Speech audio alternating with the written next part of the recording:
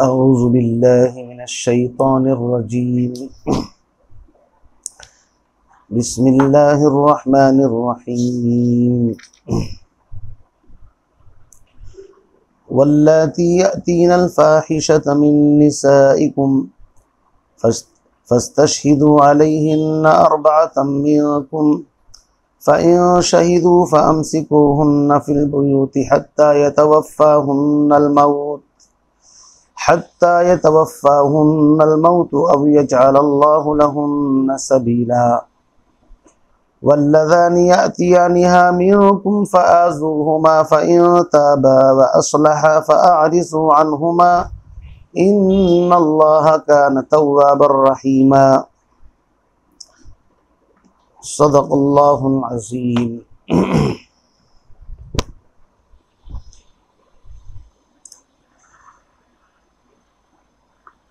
सूरह निसा की तफसीर आप हज़रात के सामने चल रही है।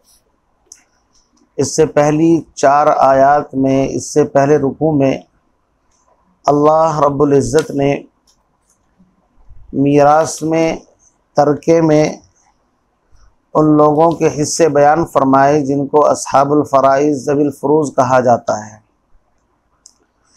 और पूरे एक रुकू में 4 आयात में बहुत ही एजाज़, फसाहत व बलागत के साथ एक दरिया को एक कोज़े के अंदर समेट दिया है, समो दिया है। और ये अल्लाह रब्बुल इज़्ज़त ही की शान आली है कि इतने वसी मज़मून को, जिस पर बड़ी बड़ी किताबें लिखी गई, किताबुल फ़राइज़, इस इल्म के ऊपर 4 आयतों के अंदर अल्लाह ने हुकूक बयान फरमाए।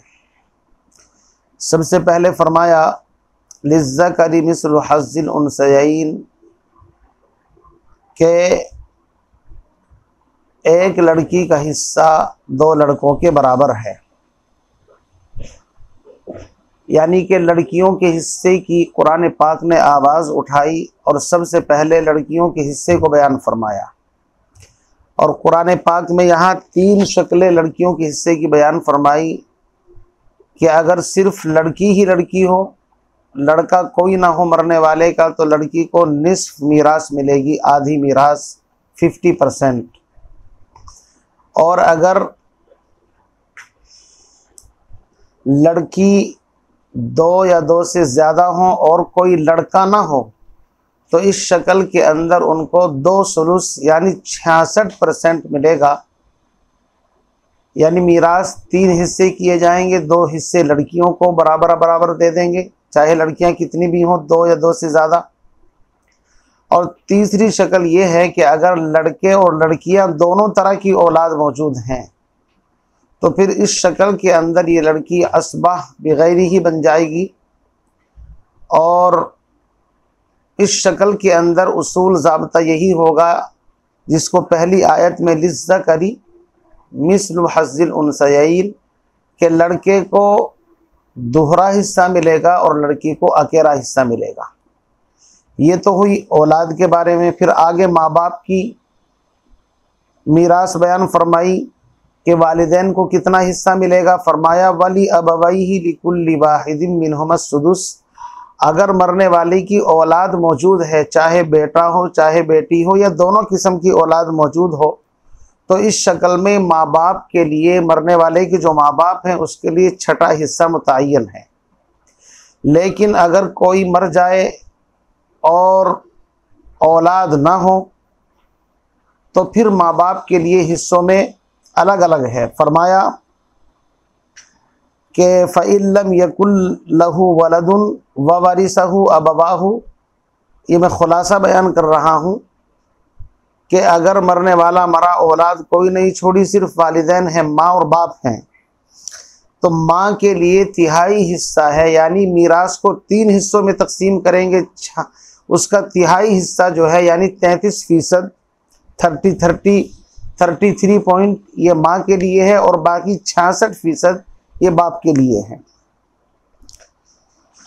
लेकिन एक शक्ल ये है कि मरने वाला मरा, औलाद भी कोई नहीं छोड़ी, माँ बाप हैं, लेकिन उसका कोई भाई बहन है, आईनी, अल्लाती, अखयाफी, किसी भी तरह का, तो फिर इस शक्ल में माँ का हिस्सा कम होकर के छठा हिस्सा हो जाएगा और बाकी सारा का सारा हिस्सा वो वालिद को मिलेगा, भाई बहनों को मिलेगा कुछ नहीं, लेकिन इनके आने की वजह से माँ का हिस्सा तिहाई से घट करके कम हो गया। उसके बाद आगे अल्लाह रब्बुल इज़्ज़त ने शौहर बीवी की मीरास बयान फरमाई कि अगर फ़र्ज़ कीजिए किसी शख्स की बीवी का इंतकाल हो जाए, वलकुम निस्फ़ु मा तरक अज़वाजुकुम इल्लम यकुल लहुन्ना वलद, फ़र्ज़ कीजिए किसी की बीवी का इंतकाल हो जाए और बीवी का इंतकाल होने के बाद औलाद कोई है नहीं, तो शौहर को आधा हिस्सा मिलेगा। वलकुम निस्फ़ु मा तरक अज़वाजुकुम, और तुमको आधा मिलेगा उस तरके का जो तुम्हारी बीवियां छोड़ जाएं, अगर उनके कोई औलाद ना हो। तो बीवी मर गई, औलाद कोई है नहीं, न इस खाविन से न पहले खाविन से, तो इस शक्ल में शौहर के लिए आधा हिस्सा है।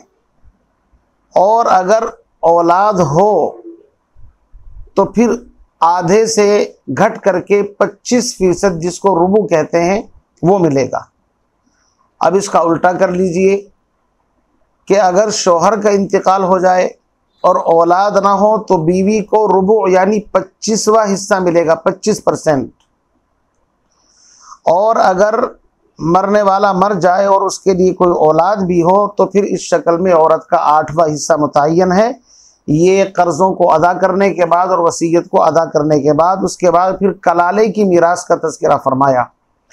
कलाला जिसके न उसूल है न फुरू, कोई है ही नहीं, ऊपर न नीचे।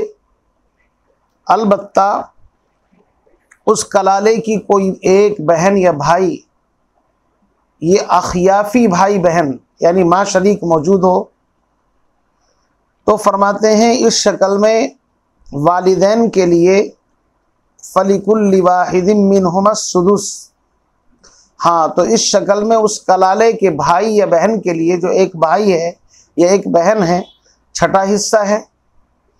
और अगर उस कलाले की एक से जायद यानी 2 भाई हों या 2 बहनें हों या एक भाई एक बहन यानी एक से जायद हों, फ़हुम शुरका फ़ी सुलुस, तो इनको सुलुस मिलेगा यानी 1/3, और बाकी 2/3 जो है वो और वरासा को मिलेगा। बहरहाल ये हिस्से बयान कर दिए गए थे, ये मैंने आपको उसका खुलासा बयान कर दिया। अब आगे जो मैंने आयत पढ़ी हैं, आयत नंबर 15 और 16,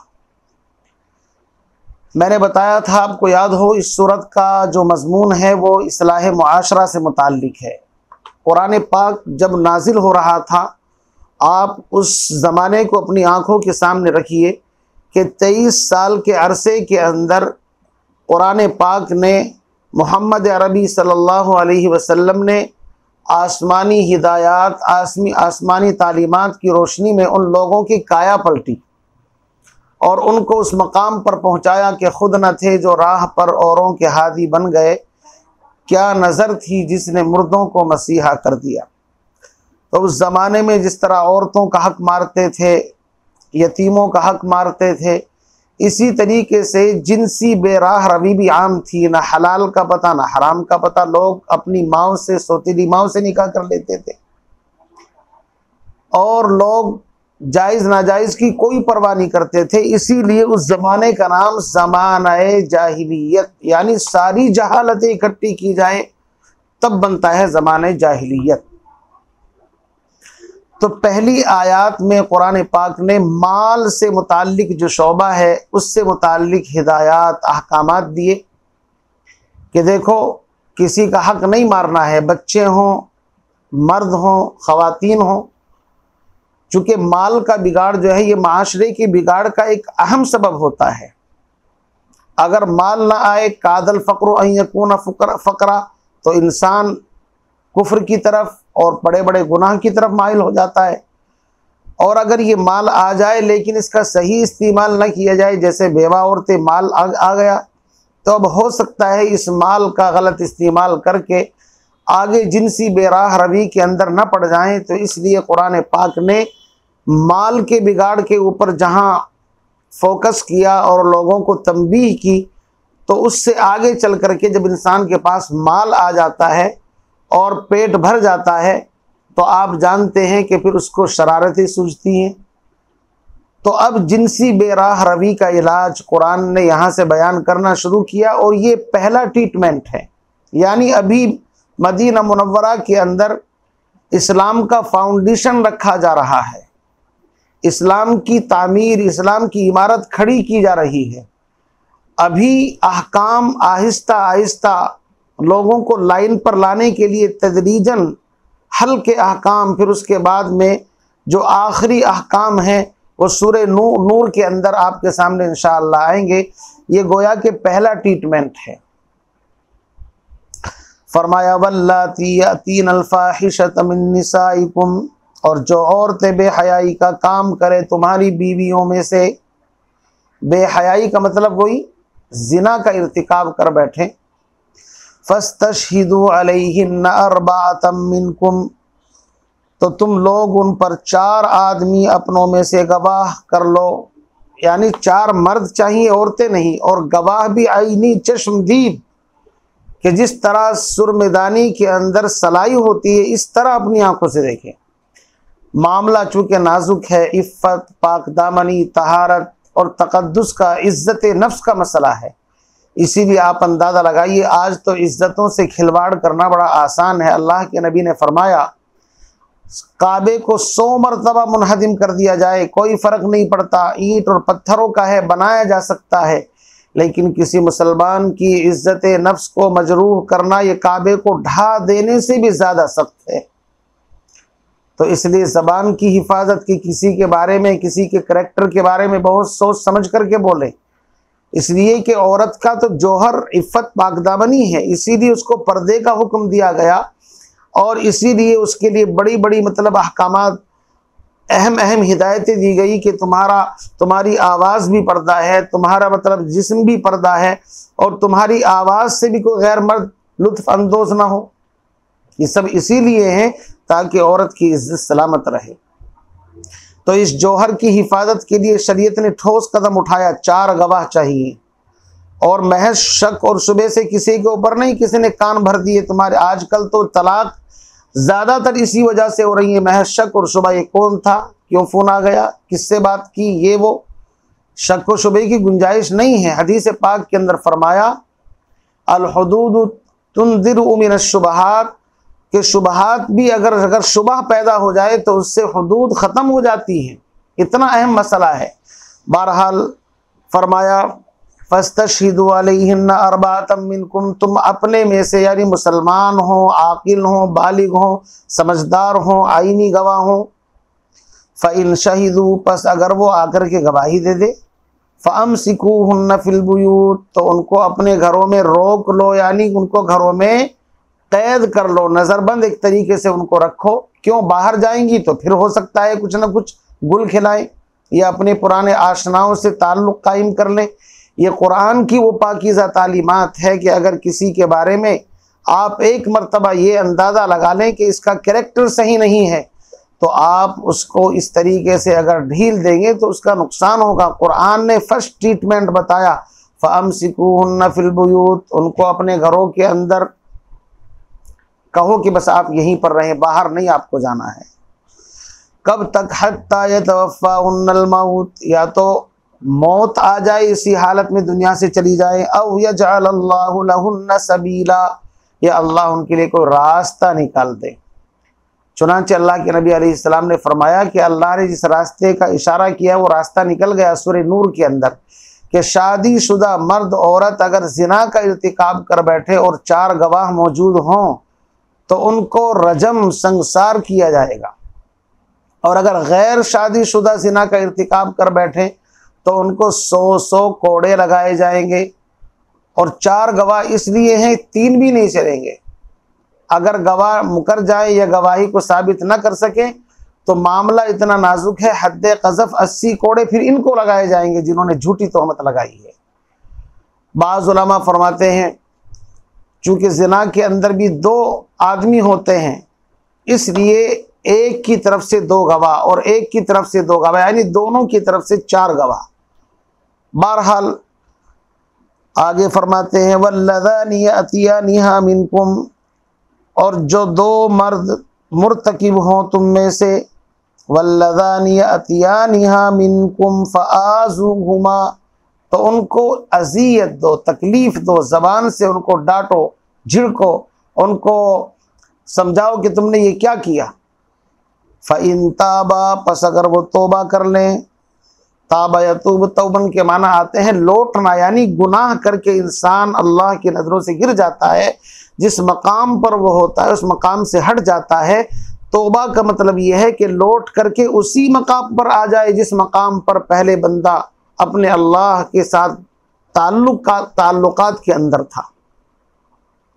लेकिन तौबा की 4 शर्तें वही आप जानते हैं। दिल से नदामत हो, जिस गुनाह को किया है उसको फ़ौरन छोड़ दे, आइंदा न करने का पुख्ता इरादा करे और उसकी तलाफ़ी करे। अगर वो हुकूकुल इबाद से है तो उसकी तलाफ़ी की शक्ल निकाले, हुकूकुल्लाह से है तो उसकी क़ज़ा वगैरह या जो भी तरतीब है उसको अदा करे। वरना ऐसा नहीं कि ज़बान पर तौबा तौबा और फिर वही गुनाह के अंदर मुलव्विस, तो ऐसी तौबा अल्लाह के यहाँ काबिल कबूल नहीं है।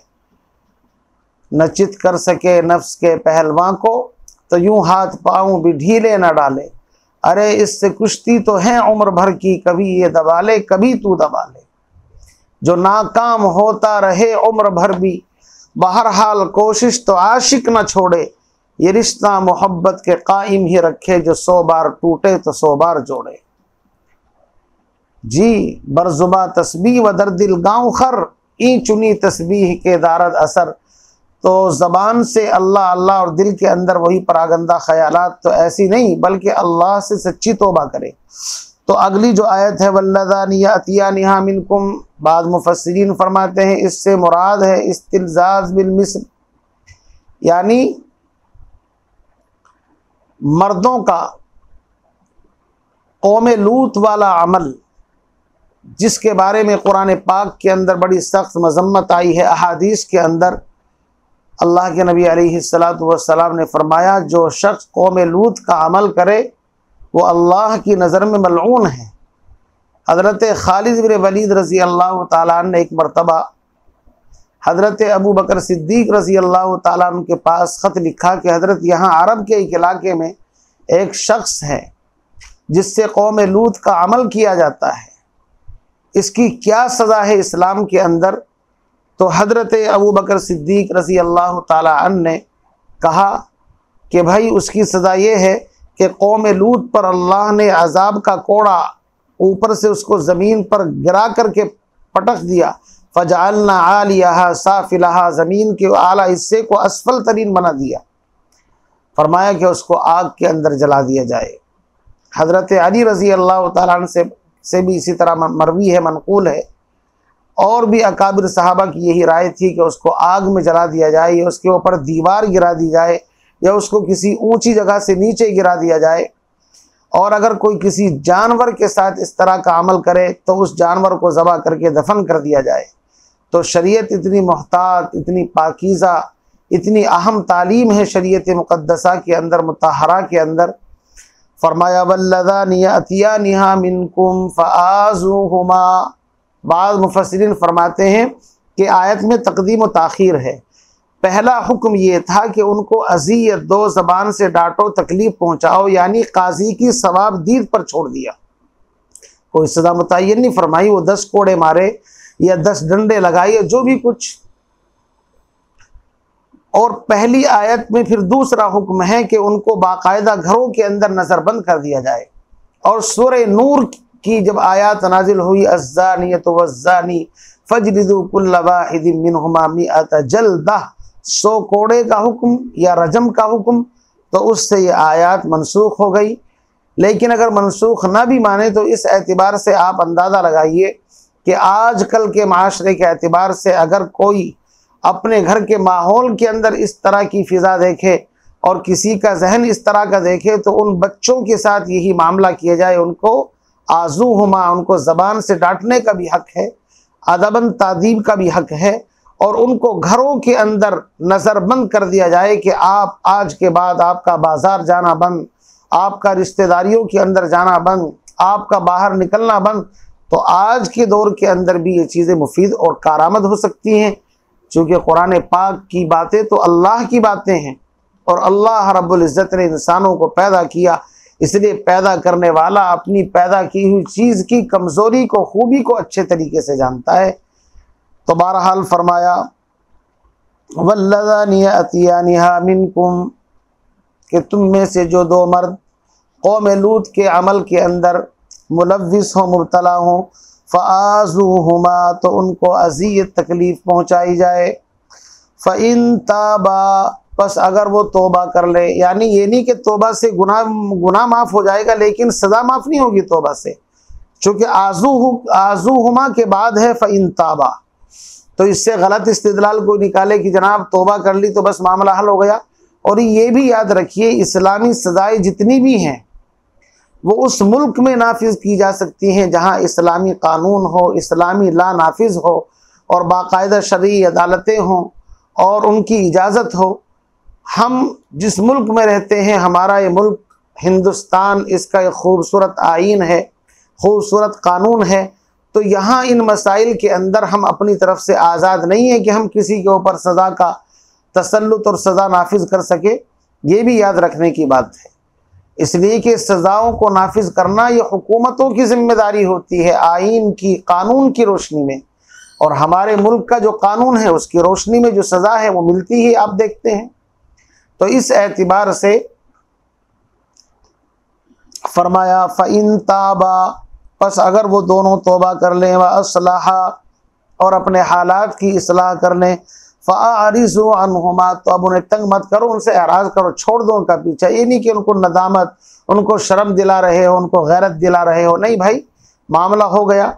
इमाम गज़ाली रहमतुल्लाह अलैह ने इहयाउल उलूम में लिखा है कि इंसान के तीन, मतलब इमाम गज़ाली रहमतुल्लाह अलैह ने इहयाउल उलूम में गुनाहों के इक़दामात पर 3 दर्जे लिखे हैं। एक दर्जा तो वो है कि उससे गुनाह ही सरज़द ना हो, तो ये तो फरिश्तों की शान है, या अल्लाह रब्बुल इज़्ज़त मासूम हैं, और इसी तरीके से अम्बिया अलैहिमुस्सलातु वस्सलाम जो हैं वो भी मासूम अनिल ख़ता हैं। अल्लाह तो गुनाहों से पाक है ही, अल्लाह की शान तो वराउल वरा है। और दूसरा दर्जा ये है कि कभी गुनाह हो, फिर नदामत हो, फिर तौबा कर ले, तो ये इंसानियत का काम है। और तीसरा दर्जा यह है कि गुनाह करे और अड़ जाए, उस पर कोई नदामत ही ना हो, समझे नहीं, ये शैतान का काम है। इसलिए मेरे अजीज बुजुर्गों भाइयों, तौबा जो है वो बहुत अहम चीज़ है। तौबा के बारे में अगली आयत आ भी रही है, वलैसतित तौबतु लिल्लज़ीना यअमलून अस्सय्यिआत इन्नमत तौबतु अलल्लाहि लिल्लज़ीना यअमलून अस्सय्यिआत। इंशाअल्लाह बताएंगे कि तौबा कितनी अहम चीज़ है।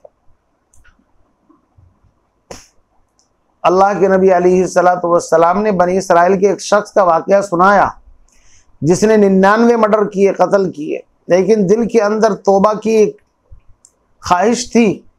वो किसी खुश्क मौलवी कह लीजिए उसके पास पहुंचा जो सूफ़ी था, लेकिन फ़क़ीह जो गहरी बसीरत रखता है वो नहीं था। उससे मसला पूछा कि क्या मेरी तौबा कबूल हो सकती है, 99 आदमियों को कत्ल किया है। उसने कहा ला हौला वला कुव्वत, तेरी तौबा कैसे कबूल होगी, अल्लाह तुझसे बात भी नहीं करेंगे। चुनाचे उसने तलवार से उसको भी कत्ल कर दिया, पूरे 100। लेकिन दिल में एक कसक थी। एक आलिम के पास पहुंचा जो फ़क़ीह वक्त थे, उन्होंने कहा कि इस गुनाहगार बस्ती से निकल करके फला जगह नेक लोगों की बस्ती है, उसमें चले जा। चुनाचे ये बंदा चला। किस्सा लंबा है, मुख्तसर ये कि रास्ते में मौत आ गई। इब्लीस पहुंच गया कि ये तो मेरा एजेंट ख़ास था, पूरी ज़िंदगी इसने मेरी सुन्नत, मेरे नक्शे कदम पर चला है। उधर से सवाब के फरिश्ते आ गए, दोनों में एक तरीके से नज़ा हो रहा है। वो कहते हैं हम लेकर के जाएंगे, वो कहते हैं हम लेकर के जाएंगे। अल्लाह की तरफ से हुआ कि भाई ज़मीन की पैमाइश कर लो, अगर गुनहगार बस्ती की तरफ है तो इसको आज़ाब के फरिश्तों को दे दिया जाए, और अगर तौबा करने वाली जो नेक लोगों की बस्ती उधर ज़्यादा है तो फिर इसको उनके हवाले कर दिया जाए। अब अल्लाह का गैबी निज़ाम हरकत के अंदर आता है। सुन ले ए दोस्त, जब अय्याम भले आते हैं, घात मिलने की वो खुद आप ही बतलाते हैं। हुस्न का इंतज़ाम होता है, इश्क का यूं ही नाम होता है, तो काम बनाने वाले तो अल्लाह हैं। मरते मरते इसने कोशिश की और बारिश भर उधर को सरका, अल्लाह ने ज़मीन को सकोड़ दिया और कहा तकर्रबी, ए नेक लोगों वाली ज़मीन तो करीब हो जा, और गुनहगार बस्ती को कहा तबाअदी, तो थोड़ा दूर हो जा। चुनांचे जब पैमाइश की गई तो एक बालिश नेक लोगों की बस्ती की तरफ था। ये है भाई तौबा। इसलिए तौबा बड़ी अहम चीज़ है, तौबा से बड़े काम बन जाते हैं। अत्ताइबु मिनज़्ज़म्बि कमल्ला ज़म्बला, इसलिए फरमाया फ़इन ताबा व असलहा फ़अरिदू अन्हुमा इन्नल्लाह कान तव्वाबर रहीमा। बिलाशुबा अल्लाह तबारक व तआला बहुत ज़्यादा तौबा कबूल करने वाले और बहुत ज़्यादा रहम करने वाले हैं।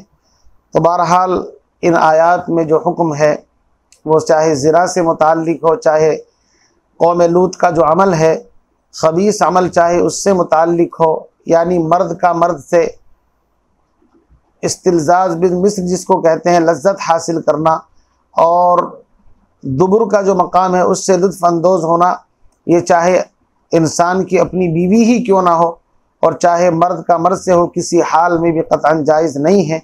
बहुत सख्त तरीन गुनाह है और अल्लाह ने मुस्तकिल कौम पर वबाल, उनकी शिर्क नाफरमानी के साथ साथ ये खबीस अमल उसके अंदर राइज था। इंशाअल्लाह उसका जिक्र अपने मकाम पर आएगा। इस वजह से उस कौम को हलाक किया।